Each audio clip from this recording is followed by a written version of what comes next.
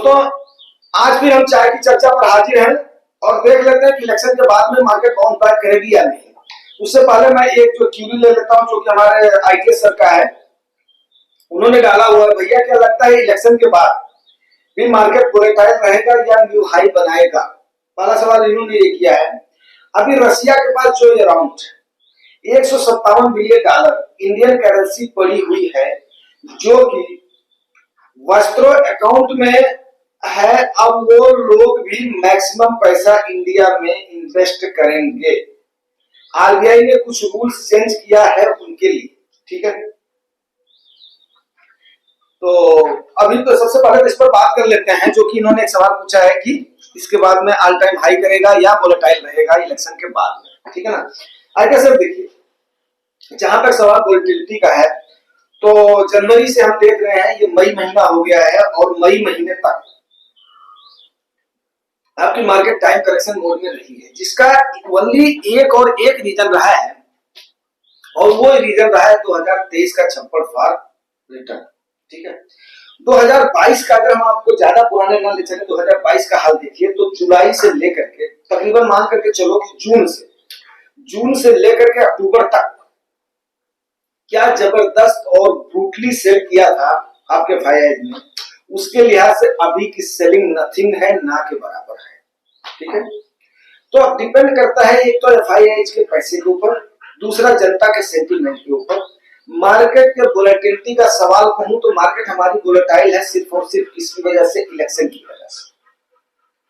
पिछले भी इलेक्शन के टाइम पर 5 से 8% के बीच में करेक्शन आया था, अब की बार तो 5% भी नहीं आया। तो इलेक्शन तक तो हमें 5% के लिए बिल्कुल तैयार रहना चाहिए मेंटली, यस हो जाएगा, हो सकता है, ठीक है ना। और तकरीबन अगर इस प्रकार के सिनेरियो रहे, अमेरिका ने कोई पतलेबाजी अगर करी है, ठीक है, अगर करी है अपने इलेक्शन के टाइम पर, तो वहां पर वोलेटाइल रह सकती है। लेकिन हमारे यहाँ पर क्या होगा कि जैसे देखो, हर मार्केट जब गड़बड़ कर रही तो इंडिया अच्छा कर रही है।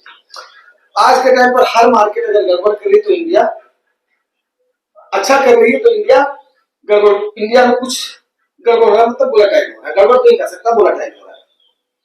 तो इंडिया का जो सीन है ना, वो इसलिए अलग है, मैं बताता हूँ। एक तो हम बहुत बड़े कंज्यूमर मार्केट है, पहला, इसमें कोई संदेह नहीं। दूसरा, हमारे पास युवा आबादी सबसे अधिक है, ठीक है। तीसरा, हमारे यहाँ पर अभी जो है हम डेवलप हो रहे हैं, तो कई सारी चीजों पर हम विदेशों के ऊपर डिपेंड है। और सबसे बड़ी बेसिक नीड जो हमारी वो क्रूड ऑयल की है। अब अगर क्रूड ऑयल इंपैक्ट होता है तो आप ये मान करके चलिए कि यस, हमारा भी इंपैक्ट हमारे ऊपर भी उस चीज का पड़ता है। रही बात आपके सवाल का कि $157 बिलियन का जो इंडियन रुपीज पड़ा है, यस बात सही है इंडियन रुपीज में, क्योंकि रसिया के ऊपर डॉलर का यूएस ने बैन लगा रखा था। तो हमारे यहाँ पर क्रूड ऑयल की खरीदारी हुई है रसिया से, वो भी सस्ते रेट पर हुई है और उनकी करेंसी में और हमारी करेंसी में हुई है, इसमें कोई भी दो राय नहीं है। अब रही बात कि उस करेंसी को जब अगर रसिया इन्वेस्ट करेगी तो उसको करेगी क्या, इन्वेस्ट तो हमारे यहाँ पर ही उसको करना है, ठीक है ना। तो अब ये आरबीआई ने अगर गाइडलाइन जारी किया है, उनके लिए कुछ सुधार किया है तो ठीक है। मॉरिशस रूट का जो हमारे यहाँ पर जाने से पहले गवर्नमेंट ने, मतलब कोड ऑफ कंडक्ट लगने से पहले मॉरिशस रूट का जो एक सवाल दाग दिया था कि ताकि एक थोड़ा सा हिचकोला आ जाए, अप डाउन की सर्टिफिकेट बनी रहे। देखिए सर, ये है पॉलिटिक्स में ज्यादा इन्वॉल्व होना ठीक नहीं है, ठीक है ना। हमारा काम है अपना सीधे सीधे अपना उल्लू देखना। एंड इसमें भी कहीं ना कहीं मुझे ऐसा लग रहा है कि ठीक है, अब वो तो पैसा तो हमारे यहाँ पर इन्वेस्ट होना है। जो उनके बीच में और हमारे बीच में, जो टीमों के बीच में जो डायलॉग हुआ है, वो तो परस्पर डायलॉग ही हुआ था, वो अंडरस्टूड सी बात है। अब उसमें आरबीआई उनको क्या मंच देगी, उनको क्या फ्लोर देगी, थोड़ा सा जो है, जो हमारे यहाँ पर रेड कारपेट की आपको पता ही है, लाल फीता शाही हमारे यहाँ पर है। चाहते हैं तो वहां पर जिसके लिए चाहते हैं रेड कारपेट अपना बिछा देते हैं, जिसके लिए नहीं चाहते हैं उसको कारपेट खींच लेते हैं। जैसे आपने देखा होगा G20 समिट में क्या हुआ था, कनाडा के पीएम को यहाँ पर रोक करके उसके बाद वो कर दिया, बाकी सबको आय कर दिया। तो जिससे जमती है ये चलता है। आज के टाइम पर इंडिया उतना ज्यादा किसी को भाव नहीं देता है। अब डिपेंड ये कर रहा है कि इलेक्शन के बाद में क्या होगा इंडियन सिनेरियो में, ये सोचने वाली बात है और इसको मैं आपको विस्तृत रूप से बता देता हूं। देखिए, श्रीमान, अगर आपका गवर्नमेंट जो है ना क्लियर मेजॉरिटी से आ गई, चाहे इस पार वाली चाहे उस पार वाली, ठीक है ना, चाहे ये गवर्नमेंट आ जाए चाहे ये गवर्नमेंट आ जाए, किसी से भी हमें करना है, डिसीजन चलेगा, ठीक है ना। और डिसीजन जैसे ही लेना शुरू हो जाएगा 1 महीने के अंदर फिर मार्केट वहीं पर ही हो जाएगी, बूम पकड़ लेगी। क्यों? क्योंकि मार्केट आपके ऊपर जाने के लिए तैयार है, बहुत ज्यादा पोटेंशियल है हमारी मार्केट में, इसमें कोई भी संदेह ना। 5-6 महीने से हम जैसे एक कंप्रेस के जैसे हमारी मार्केट दबी हुई है, यस, इसमें कोई दो राय नहीं। लेकिन और उसके बाद में एफआईआईज भी आना शुरू हो जाएंगे, जैसे स्मूथ हो जाएगी ना एफआईआईज भी आना शुरू हो जाएंगे। ये जो है ये भी एक नोट करने वाली बात है। लेकिन अगर कहीं ना कहीं मिक्सअप हुआ तो आज के टाइम पर मनमोहन सिंह जैसा कोई लीडर हमें मिलना चाहिए, या अटल बिहारी वाजपेयी जैसा कोई लीडर मिलना चाहिए जो शांत, सौम्य और इस स्वभाव का हो। अब कोलाइजन गवर्नमेंट के साथ अभी ये बाकी रूलर्स कैसे करते हैं ये देखने वाली बात होगी, फिर वहां पर वोलेटिलिटी की संभावना बढ़ सकती है, ठीक है। और जितना ही वोलेटाइल रहेगा, अगर हमें इस समय, और मेरा जो मानना है, अब लास्ट में सवाल ये आ जाता है कि फिर हमने इन्वेस्टर ने क्या करना है। देखिए सर, इन्वेस्टर ने हमने 2 चीजें करना है जो कि हमने अभी देखा था आपका क्वेश्चन आने के बाद में, कि इसको देख लेते हैं कि आखिर में आपने अगर इतना जेन्युइन और इतनी समझदारी वाला सवाल पूछा है आपने, तो जरूर आप जो है एक अच्छी आप पकड़ रखते हैं, समझ रखते हैं। और मुझे बड़ी खुशी है कि अगर हमारे सब्सक्राइबर्स और व्यूअर्स में से ऐसे स्मार्ट की संज्ञा ही दे सकते हैं, ठीक है ना, और एजुकेटेड पर्सन्स हैं, तो उनको बहुत बहुत बधाई। तो इसमें सवाल ये उठ रहा है कि आखिर में जो ऐसे हमने लार्ज कैप, मिड कैप और स्मॉल कैप का भी देखा है कितना गिरा है। तो देखो, जो अगर टाइम करेक्शन नहीं हुआ होता तो हम बिल्कुल भी नहीं गिरे होते, अब तक हम थोड़ा सा और ही क्रॉस कर गए होते, निफ्टी में 25,000 क्रॉस कर गए होते, इसमें 80,000 क्रॉस कर गए होते। लेकिन टाइम करेक्शन की वजह से रुके हुए, वो भी बात बहुत अच्छी है, क्योंकि फिर इन्वेस्टर्स को मौका नहीं मिल पाता। इसी वजह से रोज नाना प्रकार के पैतरे अपना करके और आपको डराने की कोशिश करते हैं। पहली चीज तो मान लीजिए, ठीक है ना, क्या होगा क्या नहीं होगा अलग बात होगी, लेकिन 1.5 से 2.25% या 2% से ज्यादा कोई भी एनएपी किसी भी फंड की कम तो हुई ही नहीं है। तो क्या गिरी है मार्केट?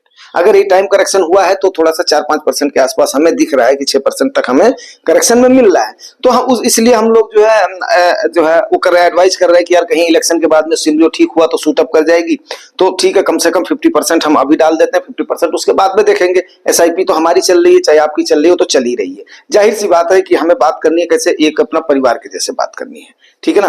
पहला सिनेरियो तो ये हो गया। दूसरा सिनेरियो हो गया हमने करना क्या है, ठीक है ना। हमने करना क्या है, ये बहुत ही जरूरी बात है।